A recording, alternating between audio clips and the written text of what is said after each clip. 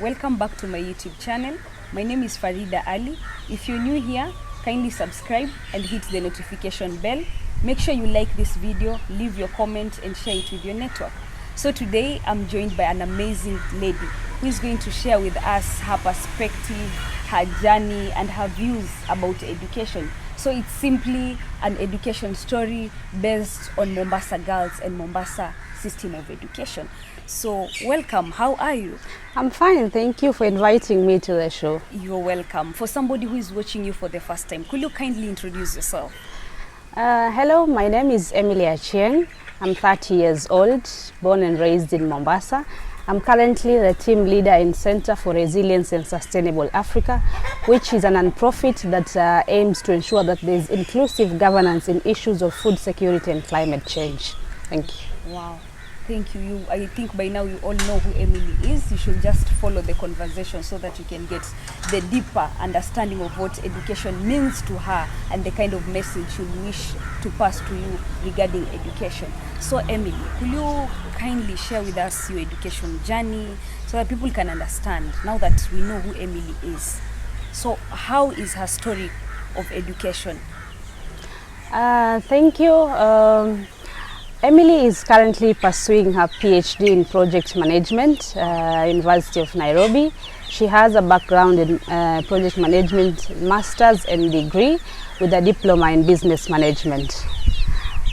My high school was in Star of the Sea and I went to Maweni Primary School. So basically my education life has been in Mombasa. By now you should have understood that this conversation is by a Mombasa girl and a story that is going to show you the resilience and motivation by a guest who is also born and raised from Mombasa. So Emily, considering the fact that you've schooled in Mombasa, what's your take on the education system of Mombasa, the perceptions of the people of Mombasa on education? I think, they say that if something is told to you too many times, it gets stuck and it is accepted as the norm. So people around here have been told that education is actually substandard, and we grew up believing that this is the case. I remember when I finished class 8, I wanted to go to Mary Hill High School. And I worked very hard to ensure that I get that school. But unfortunately, I didn't manage. My first letter came for Mamangina Girls. And then I said, maybe I'll have a second chance in second selection. Yeah. So I still waited for second selection and I didn't get any. I got Star of the Sea. And I think that's where I had to draw a line and say, success is what you make out of it. I can still go to Star of the Sea and still achieve my dreams. So I took that opportunity. I'm one of those students who registered late because I was still bargaining with my parents to look for a better school. But from the first day I joined Star of the Sea, I knew that hook or crook, I had to make it. And therefore that is when my determination for education actually hit a higher notch.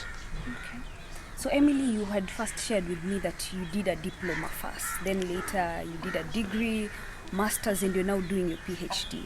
And it's very interesting that all this, you've been able to do this still in Mombasa. How has the transitioning been? How was the transitioning now from this level to the other level? Was it smooth? Are you that kid from that rich family where everything is sorted for you? So it's easy to attain a PhD at the age of 30. I can tell you for free that it has never been smooth. Like I say that I'm second born in a family of 5. I'm the first girl from a very humble family. And even within the society, I would say that I'm a child of the society because I've been raised by different people. And everyone had an opinion of how you should grow up, a model sort of that you're supposed to follow, that you finish high school, this is the kind of course you need to take, this is the kind of life that you're supposed to live. And it took a lot of courage to just try and shake all that up and tell them, this is not me. I have my own personal opinion. This is the kind of life I want to do. And just to let you know that I didn't want to do project management. I wanted to do law. Wow. That was my All passion. the lawyers who are watching. Yes. You lost someone. You really lost one big learned friend. So when I finished Form 4, I did not get marks that could give me a direct entry to the university. So what I did, I went round to all the universities to try and see what kind of courses they offer. But what I was really looking for is a law course that is manageable. Yeah. So when I came home, I think that's one day that I walked in town, because I went to literally all the campuses in Mombasa, walking. I knock, I ask if they have a law course, I take the brochure. So I went back home with a pile of brochures. Then we sat down as a family to discuss. And then, of course, I got a B-. I qualified to study law.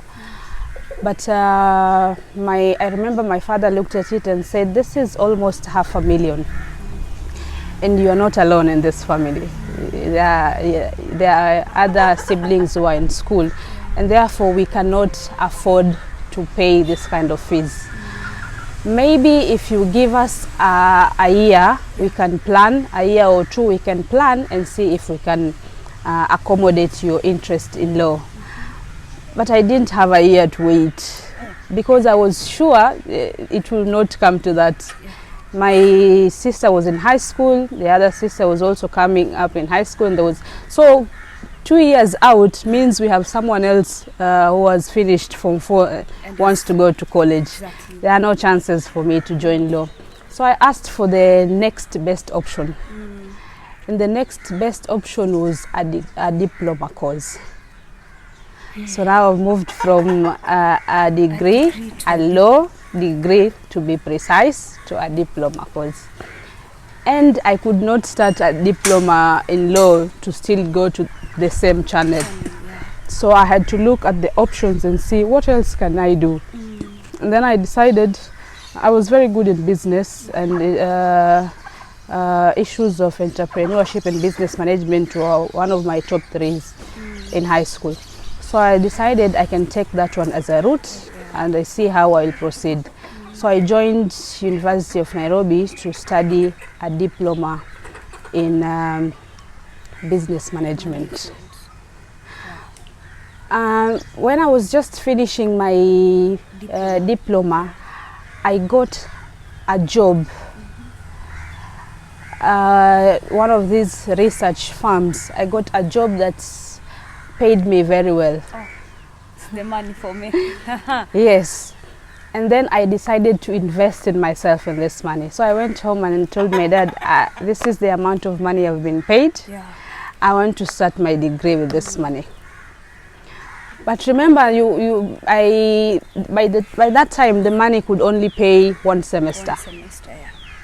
So you are asking to pay one semester, and you have, I don't know, 6 other that you don't know where fees will come from. But if there's anything that I treasure, is the support I got from my dad. He just said, if you have this money and you want to pay the first semester, just start. We will figure out how we can pay the rest. Yeah. And that's how I sailed through the degree. Now. And then when I was doing my degree, with a little assignments here and there, I started saving for my master's. Because for me, it was take a chance while it's still there. If you keep procrastinating that I will do this later, you might never get the chance again. Exactly. So because I failed to get to St. Mary's Hill, every opportunity that I will get to go to school, I will get rights in it. So that's how I sailed through my master's. Of course, I had to get, I did some fundraising from friends to support my master's. And then I talked to my lecturer. He gave me classes. I started part-time lecturing when I was doing my master's. Wow. Yes. That is so interesting of you. And that was a big boost for my PhD dream. Wow. Yes. Wow. I'm so happy, I'm so amazed by the education journey of Emily. And if you've been very keen listening to what Emily has shared, you can realize that there's a secret in the journey and the transitioning from one level to the other level. And that secret is determination, your resilience, and the fact that you know where you want to go to and what you want to achieve. In as much as somebody might be resilient or rather might have different secrets to success, Emily, there are very many factors that surround the environment of someone towards achieving education. And you've just mentioned one, that you had a supporting family, you had people who at some point fundraise for your education, which is something I can relate to because I had to, like, people had to fundraise for my secondary school education. So is there any other factor that not necessarily something that you have experienced but you feel like is something that surrounds the environment of someone's education journey and it can affect them both negatively and positively? Like I mentioned earlier, we are accustomed to the what would I say? The norms. Yes, people have fed into us that we are substandard citizens in terms of the kind of education that we get.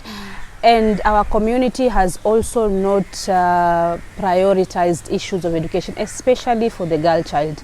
And if you add with this environment where drugs are everywhere and the social fabric is not as straightforward as possible. So you find that you live in a society where there's no encouragement. Even in school, you see bright girls who just want to pass through because this has not been inculcated in them that it is one of the issues that will actually determine how their life will be shaped. So of course there's a lot of challenges, but like you said, there are also support systems that enable some of us to endure all these challenges and still become successful. And one of it is the school environment. You might find that there's one or two teachers who are keen to identify that there's a potential in this girl, and they'll be very keen to support and go an extra mile to understand why you did not come yesterday, why you did not do this and that. And then we've also have right now we have role models. You might not be able to reach to them on a one-on-one basis, but they are around. You can look at them and say, if they went through the same environment and they succeeded, it means there's a chance for me to do it. But the positive attributes that support education in Mombasa are still less compared to the negative that makes education in Mombasa to diminish. So there's a lot that needs to be done, right from the school infrastructure, the social fabric, the kind of messaging that our parents deliver to their kids. It's not giving hope because they'll just say, "Si mimi mwenyewe hata waniona niko hapa." I know, very sad. So if we can do more, and that's why I appreciate what you're doing. You going back to where you came from. You have this channel to just share with the girls who are still in school that there's hope out here and everyone can make it as long as you're determined and you know this is the kind of life that I want to live. Wow. So Emily, what are you doing right now, or rather what initiatives have you taken to impact other people's life out there, to show to other girls that if this is Emily, this is what Emily went through, and you've managed to get a PhD at the age of 30. You've managed to start lecturing at your age, at a very young age. So is there any initiative you have taken to impact other people or inspire other people so that they can continue or get inspired to pursue education? Thank you. The first thing that I did when I got an opportunity to facilitate learning at the University of Nairobi is to encourage the coordinator to take more of us in part-time lecturing, because I realized that I was not the only person who could do that. And instead of having the same lecturers taking more classes, the department can give more younger lecturers an opportunity, and it will lead to supporting us and also supporting the school, because I realized two things with lecturing. One, the younger class, which had youthful members, which was mostly day classes, appreciated more the session that we have, because it was a flexible session that we can do classwork, that we can spare some time to talk about real issues that affect the youth. But the evening classes, which has more of older students who just want to come to class, they are very particular. In fact, if you say something outside what they expect in the module, they can even report you. But you see, the university is trying to attract these younger students, and it will not happen if they are not connecting with the lecturers. So what I did was deliberate to ensure that the department would give opportunity to more part-time younger lecturers, and I am happy, because if you go to University of Nairobi, that is one of the issues that they can pick and say, this is a success because we had this discussion with Emily. And also, like I told you, I'm currently team leader in Sefresa, and here because of the experiences that I have had in the civil society sector, what we are doing as an organization is to have a learning program for all the attachees, volunteers, the staff that we have. And in this program, we're also welcoming other smaller organizations, because for me, learning is not in class alone. Learning is everywhere. Learning is in the environment. Learning is the skills that we get in a day-to-day that can sustain our life. So for this program, what we are focusing on is to improve on the soft skills, presentation, and also a bit of the technical work that we can support in the organization.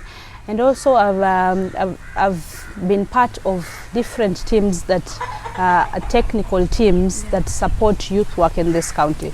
Just last year we were doing a draft Mombasa youth policy. I'm still hoping that this year we will get to finalize the policy and have it passed, then we can start using it. So what I've tried to do is, in different platforms that I am, if there is an opportunity that I can share and someone can learn, I've always taken it. Emily, on behalf of the Mombasa community, I'd really wish to appreciate the work that you've done, the role that you've taken to play in this community, so that we can have many Emilys, different versions of Emily in Mombasa, who still value education and can pass it on to somebody else. To close this conversation, what is that one message that you're sending to someone out there who doesn't value education, who doesn't see the importance of education? And also, don't forget to mention now, how can people reach out to Sefresa and even work with you, or even follow the amazing work that you people are doing? Thank you, Farida. I subscribe to this saying that your candle loses nothing when you light another. And if you noticed, there's a drawing in my shirt.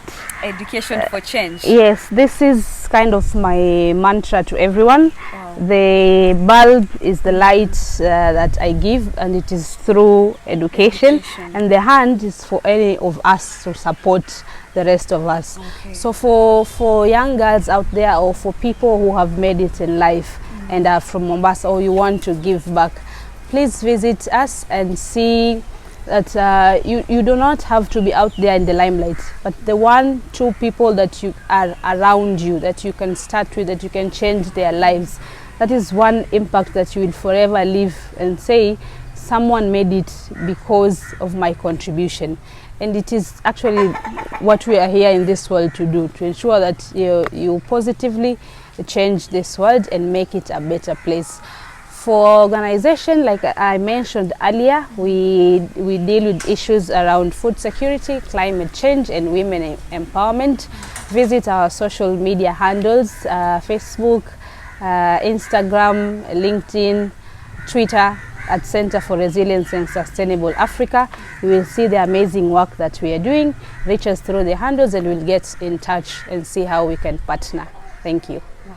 Thank you for your time, Emily. I'll be sure to drop the links of Cefresa on my description box so that you can follow and see the amazing work that Cefresa is doing and the impact Emily is trying to create to the community through Cefresa. From Emily's conversation, I know you've learned something, you've taken away something. If you are out there, you are someone from Mombasa and you'd wish to have such an interview or an interview of something that will impact the community for the better, kindly reach out to me on all my social media platforms at Farida Ali, and I'll share my contact on the description box. Don't forget to subscribe to this channel as I stated, like this video, comment and share it with